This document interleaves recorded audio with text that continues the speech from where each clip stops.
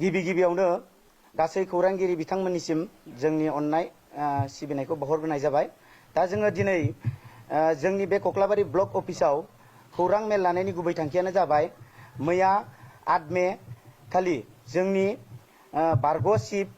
अर्थात जोंनि BPF दोलोनि आफादगिरि मानव गेदेर हाग्रामा महिलारि सारखौ मोनसे बड'लेण्ड बुब्लि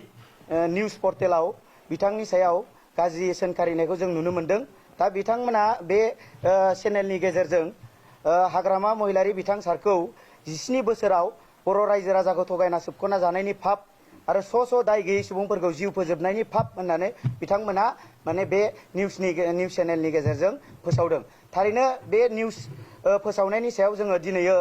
कक्लाबारि ब्लक इउथ BPFआ बिथांमोनखौ सोंखारियो आरो बिथांमोननि एगेन्स्टआव जोङो दिनै कक्लाबारि ब्लक इउथ BPFआ जोंनि नैबे जोंनि साखाथियाव थानाय जोंनि थाना अर्थात सिमला थानायाव जों बिथांमोननि सायाव जोङो दिनै FIR होबाय आरो बिथांखौ जोङो बे खौरां मेलनि गेजेरजों जों बिथांखौ जोङो खावलायहरनो सानो जाहाथे इयुनाव बेफोरबायदि जाहाथे गाज्रि एलिगेसन जोंनि सायाव लाबोआ आरो जोंखौ जाहाथे बेबायदि सोंखारिया आरो सासे जोंनि मानाव गेदेर हाग्रामा महिलारि बिथाङा 17 बोसोराव आरो बे ओरैबायदि मोजां खामानि मावबोदों आरो ओरैबायदि डेभेलप खालामबोदों आरो जोंनि जाथिनि जानानै बिथाङा सेक्रिफाइस खालामबोनाय सासे सुबुं आरो बिथाङा जाहैबाय BTC खौ सोरजिनाय आरो BTC नि सासे सागानगिरि अर्थात बेखायनो बिथांबायदि मानसिखौ बिथांमोन बायदि जेनेबा बड'लेण्ड बुब्लि पर्टेल निउज चेनेला सोंखारिनाया आरो बिथांनि सायाव गाज्रि फोसावनाया थारैनो जोबोद दुखु गोनां आरो बिथांखौ जोङो दिनैयो बे निउज चेनेलनि गेजेरजोंनो जों खावलायनो सानो जाहाथे बिथांनि सायाव दा सोलिबाय थानाय गभर्नमेन्ट अर्थात आरो आसाम गभर्नमेन्ट बिथांमोन निउज चेनेलखौ हायोब्ला बिथांमोना एक्सन लानांगौ आरो लोगोसे बिथांमोननि जिखिनि गाज्रि फोसावनाय बेफोरनि सायाव नायबिजिरनांगौ। मानो होनना बुङोब्ला जोंनि समाजाव बेफोरबायदि गाज्रि जुदि फोसावबाय थायोब्ला जोंहा समाजा गुबुंले जागोन आरो सासे मानगोनां सासे सुबुं सासे दैदेनगिरिखौनो बिथांमोना जुदि बिदि खालामोब्ला बिदि सोंखारियोब्ला दिनैनि समाव हाग्रामा सारखौ बिथांमोना सोंखारिदों गाबोननि समाव आरो गुबुनखौबो बिथांमोना सोंखारिगोन। बेखायनो गतिके जों खावलायो बिथांमोना जाहाथे बेफोरनिफ्राय जानगाराव थानांगौ आरो नैबे मोनसे बाथ्राखौ बुंनो लुबैदों बे चेनेलनि गेजेरजोंनो बिथां बड'लेण्ड बुब्लि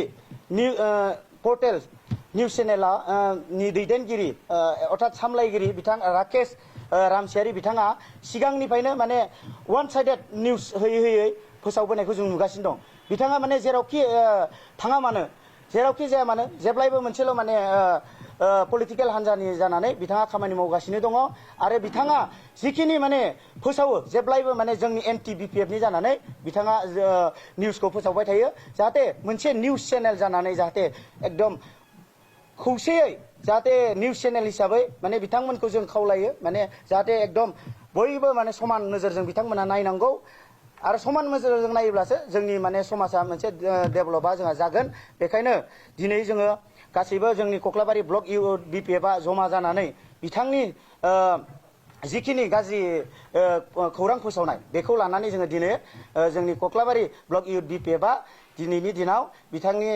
एगेन्स्टआव जोङो मोनसे थानायाव FIR होनाय जाबाय आरो जों आसा खालामो बे FIR होनायनि गेजेरजोंनो बिथांनि सायाव माने एक्सन लागोन जों बेखौ मिजिंथिबाय। बेखिनियानो।